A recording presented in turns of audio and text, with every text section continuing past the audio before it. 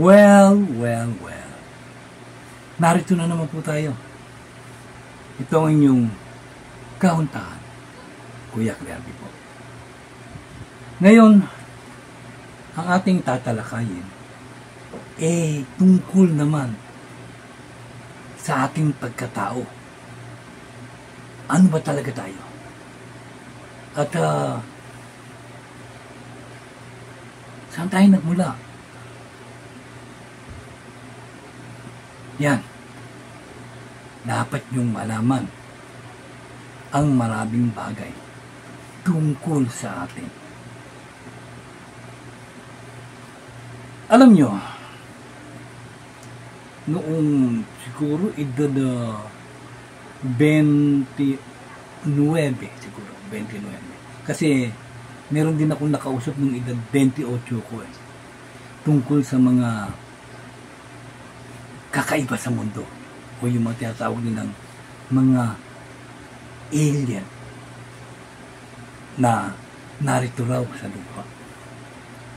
At ito'y sumasama sa atin at tumahalo nang hindi natin alam. Yung pangalawa kong nakausap na ang pangalan Solomon. Oo, Solomon ang pangalan. Yung nauna, hindi ko na matandaan ang pangalan niya. Pero itong sumunod, ito si Solomon. Ilang araw din kaming nag-usap tungkol dito. At marami siyang sinabi tungkol sa mga alien o sa mga ibang planeta. Ako naman talaga, mahilig din ako makinig. Pinapakinggan ko at ina-analyze ko ang kanilang mga sinasabi. Pagkatapos, i-evaluate ko ito kung ano nga. Ito ba totoo o hindi? Sa mga bagay nito, mahirap sabihin ang isang bagay ay totoo. Dahil sabi lang niya Gayunpaman, nais ko rin iparating ito sa inyo na tungkol sa bagay nito. Bueno, ang sabi niya sa akin, ang tao raw may sariling species. At ito raw mga alien na dumating sa ating bansa during the early parts of our world or our earth. Marami raw na mga entities o mga ET ang pumunta dito sa atin. At sa simula pa lang daw, bago pa lang daw ang mundo, marami na talagang dumadalaw dito. Subalit nung mag-umpisa daw ang species ng tao, at ito ay lumawak at bahagyang na-develop na ibang mga tao sa mga prehistoric man o masasabi nating mga caveman. On that time, may mga entities o mga alien daw ang nagsidating sa ating planeta. At dito raw, ilan sa kanila nanatili sa ating planeta. Ang sabi niya, mahigit daw sa 30 ang mga iba-ibang klaseng entities na pumunta dito sa ating planeta during the time. At subalit ang sabi niya, ilan lang daw ang nalabi kasi hindi raw nagamay ang atmosphere at ang kapiligiran dito sa atin. At ang sabi nga ang mga naninirahan daw dito mga virus, mga bakterya ay lubhang matitindi at hindi nila nakayanan at sila'y nangamatay. Subalit meron daw 6 na lahi ang nalabi na hanggang ngayon kahalubilo raw natin. At 3 dito ay nasabi na sa akin nung una kong nakausap na tao way back a year ago. Mga 28 years old pa lang nun. At binanggit niya sa akin to. Yung 3. Subalit siya, sinasabi niya 6.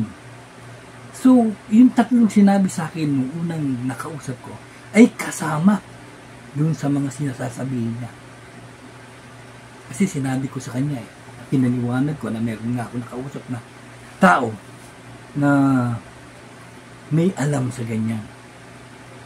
Ang sabi niya, kaya niya raw nalaman ng mga bagay nito, na-abduct daw siya o yung bang kinuha raw siya ng mga alien.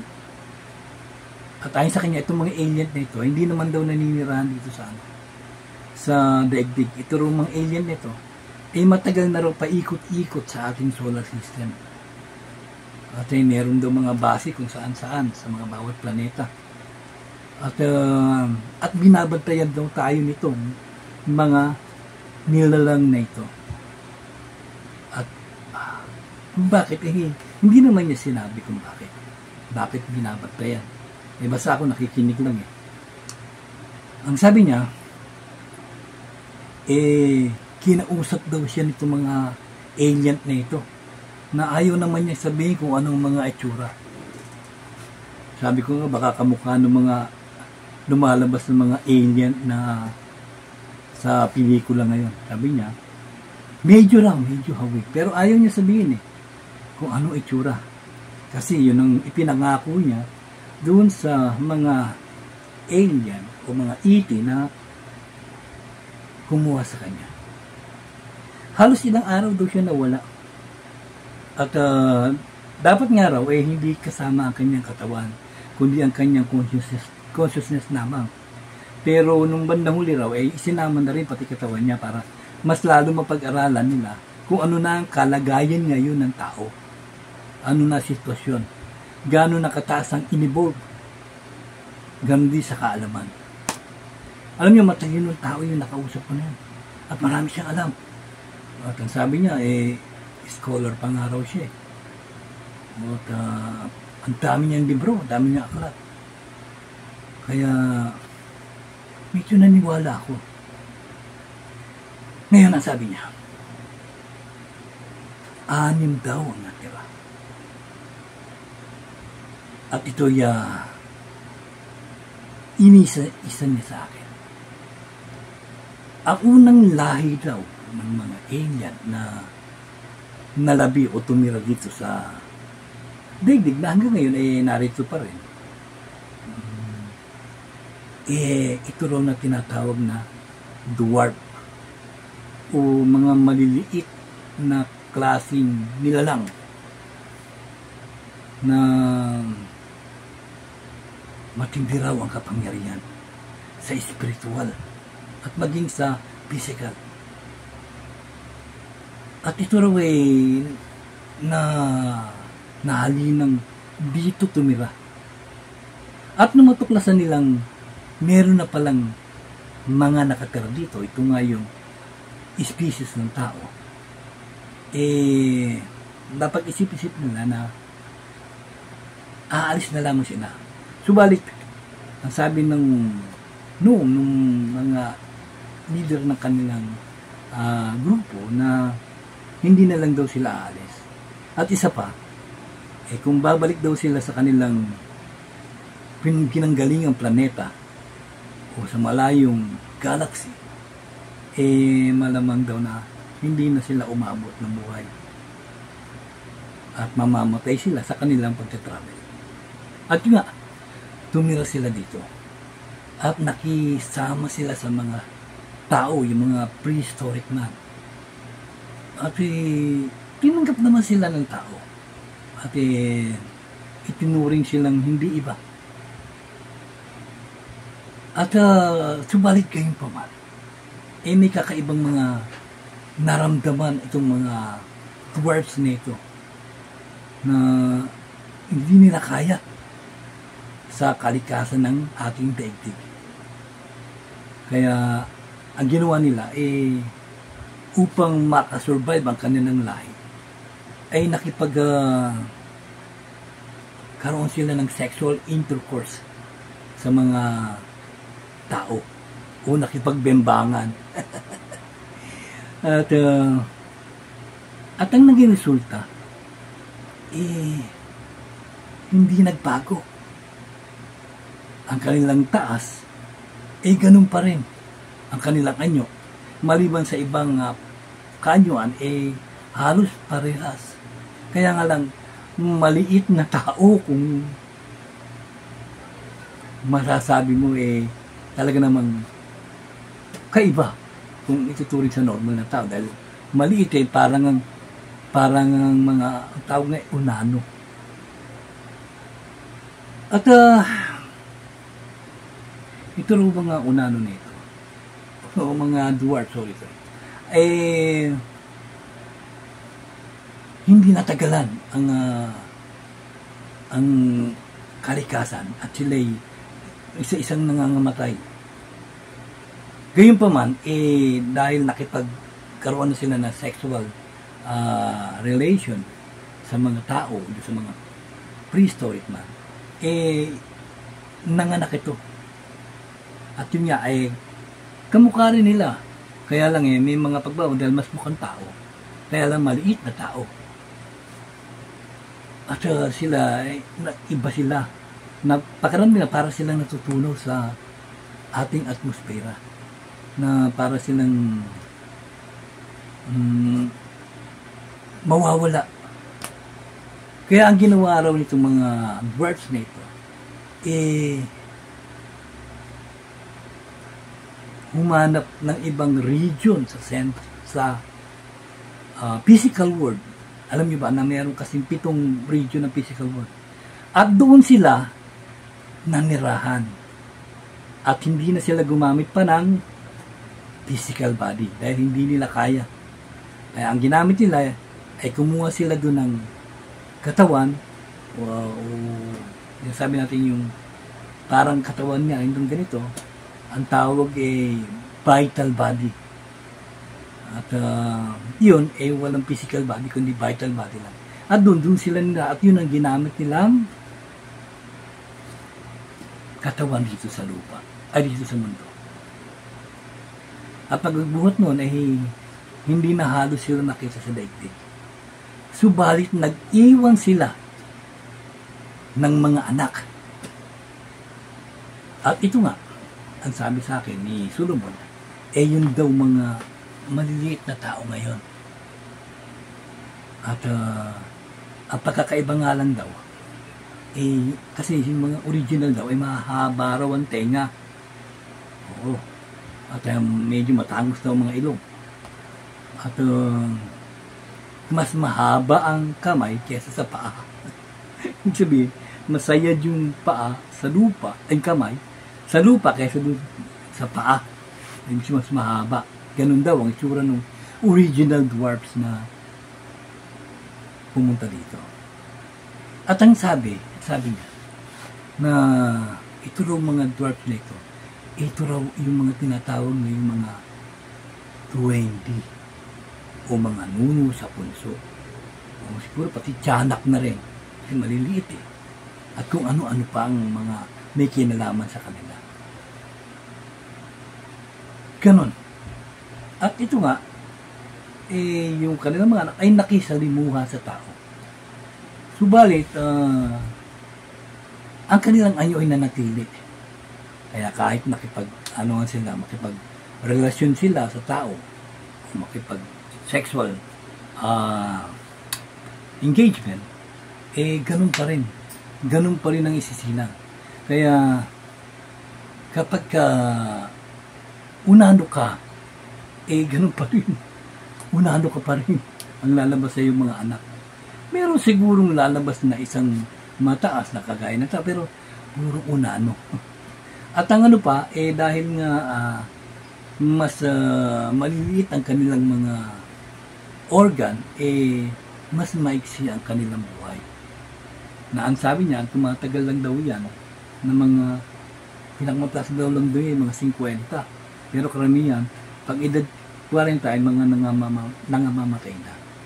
Kasi pinatunayan ngayon na karamihan sa mga yan ay hanggang 45, 42, tapos na. Oo, nagkakasakit, namamatay. Yan halos, yung ganun na kaiksi yung buhay na parang walang umaabot sa 60, sa 70. Hindi kagaya ng tao na umaabot sa mahabang edad. Ang totoo nga raw, ang tao raw nun umaabot hanggang 200-300. Malakas pa rin daw. Ewan ko lang nga raw bakit daw nagbago at naging hindi na makaabot kahit 100. Yan yung sinabi niya tungkol dyan sa mga dwarfs. Ngayon ang sunod din naman niyang sinabi ay tungkol dito sa mga reptalia. At itong reptalia, ito yung na-discuss ko na ito doon sa mga nakaraan ko kasi ito na ikwento na ito sa akin Ang sabi niya, talaga naman daw mga hindi talaga anyo tao Talagang, pero ang tayo nila ay tao, pero may buntot. At talagang medyo mahaba yung mga bunganga nila, parang mga crocodiles, ganun. Ganun daw, saka yung daw balat ay medyo talagang parang isa reptile, so ay ganun daw. At itong mga lahi nito kahit na makapal ang kanilang balat ay hindi rin nakatagal sa daigdig at hindi rin nakayanan ng atmosfera. Kaya ang nangyari ayon sa kanya, ito raw ay tumira o hanggang ngayon nakatira sa ilalim ng lupa o sa ilalim ng mundo. At ayon sa kanya, ito raw ay maulad pa raw sa tao ang kaalaman.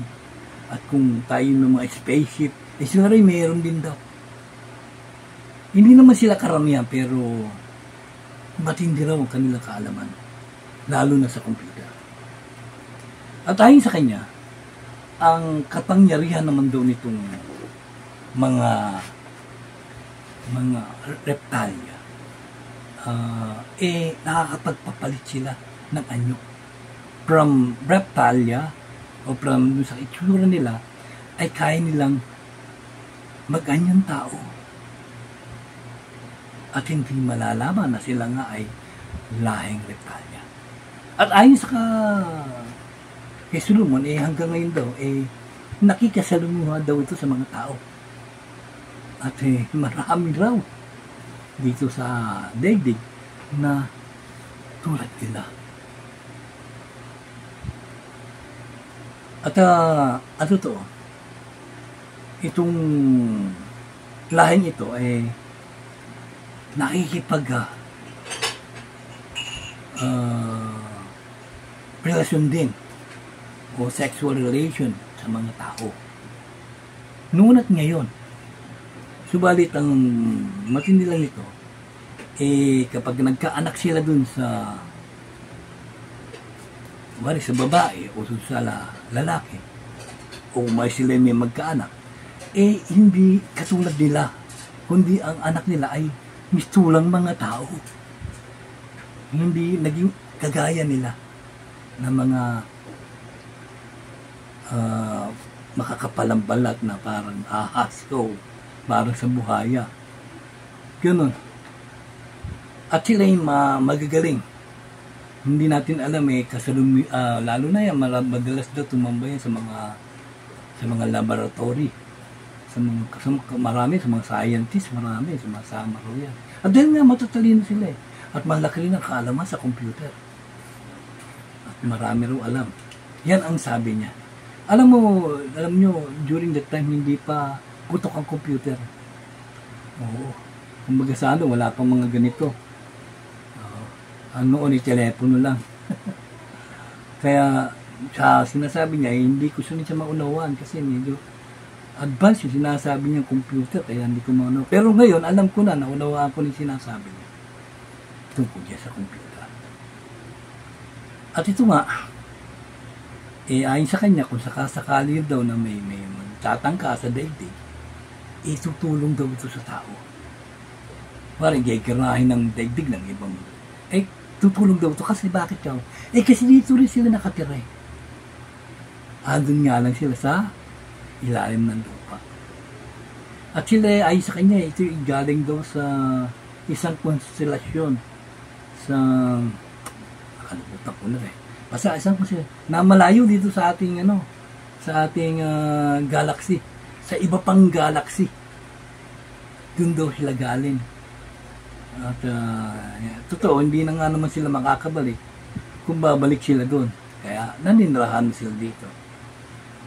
Yan yung ikalawang nilalang na ayon sa kanila, ayon sa kanya pala, ari rito pa rin daw sa daigdig.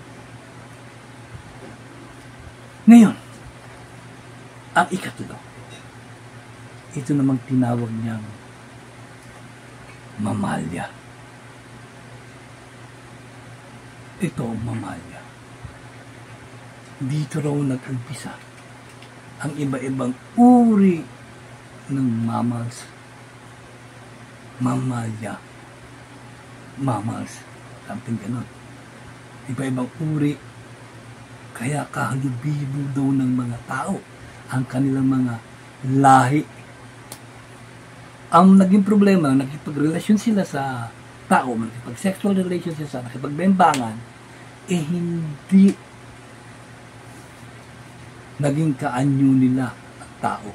Dahil ang tao may sariling species na hindi tinanggap yung kanilang DNA nung sila magkaroon ng sexual relation.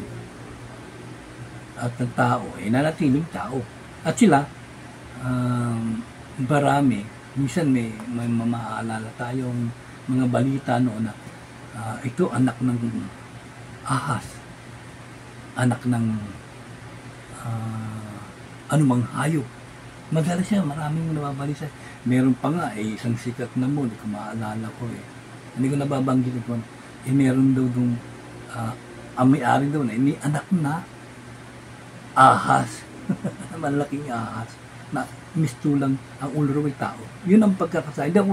I don't have any idea, pero naririnig ko lang yun. At hindi naman ako interesado sa ganun.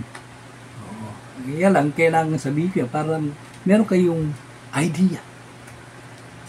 Pero ang pagkakasabi nila, hindi naman daw totoo. Katang-isip lang daw yun. Gawa-gawa lang daw ng mga taong naninira doon sa kanilang mall. Gano'n.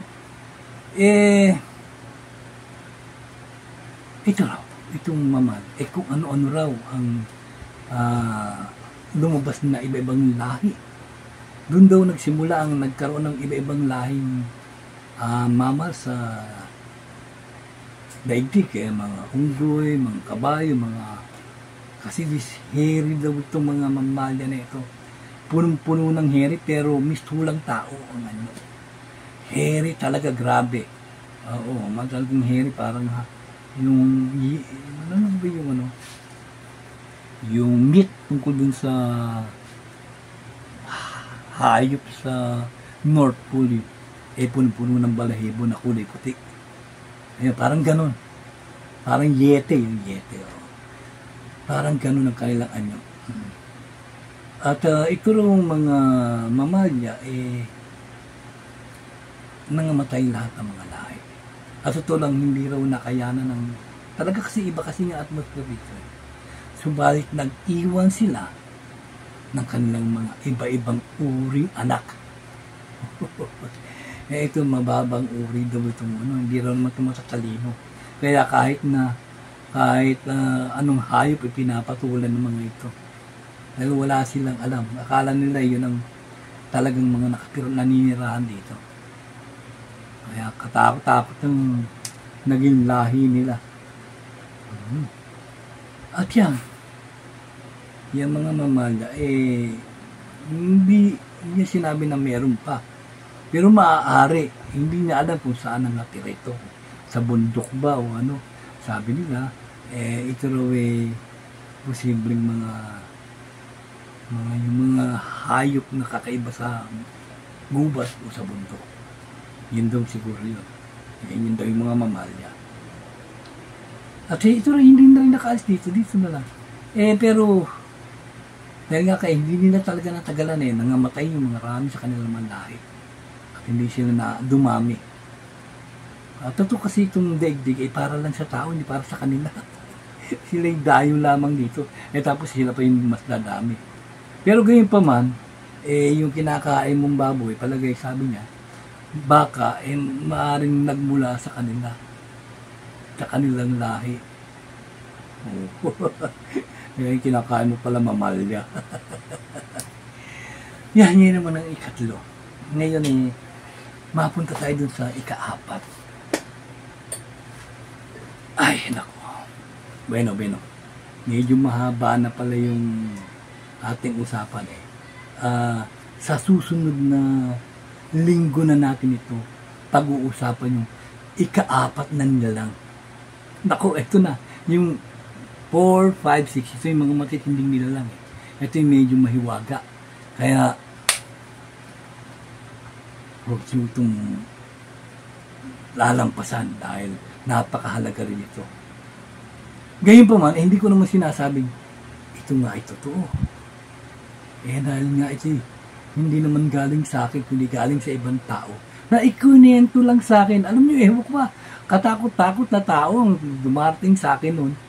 Kung ano-ano mga kinukwento sa akin. Yung mga, meron pa dyan, madalas yung mga Illuminati, madalas pumunta sa akin noon. Marami pa, iba-ibang kung saan-saan, kung ano-anong mga, pero ang totoo, ako, wala ako interesado nun dahil ako nakapokus sa aking trabaho. Pero ganyan pa, masili pinapakinggan ko at ina-analyze ko yung mga sinasabi nila. Marami akong nakausap. At sabi ko nga sa iyo, magmula sa mga ganyan hanggang sa mga ordinaryong tao, kagaya ng mga ni Johnny Midnight, marami ako natutunan dyan.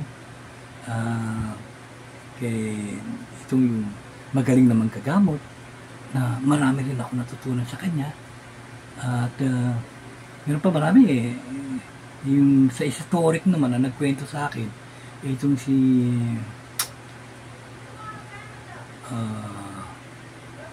De Jesus ang kanyang apelyido. Oo. Marami siyang ikwento sa akin tungkol dyan. Kaya maraming tuloy akong nalaman tungkol sa mga, at yun akalain niyo pa, siguro kaya ako pinagsama-sama ko, dikit-dikit pala yan. At parang hindi nagkakalayo. Bueno, hanggang sa susunod. This time itutuloy natin itong tungkol kung tayo ba talaga ay tao. Ikaw ba tao ka? Itutuloy natin ito. At nagugulat ka na lang baka hindi ka pala tao. Yan ang susunod natin. Next issue. Bueno, hanggang dito na lang. Maraming pong salamat sa lahat ng nanood at manonood pa lang. Salamat po.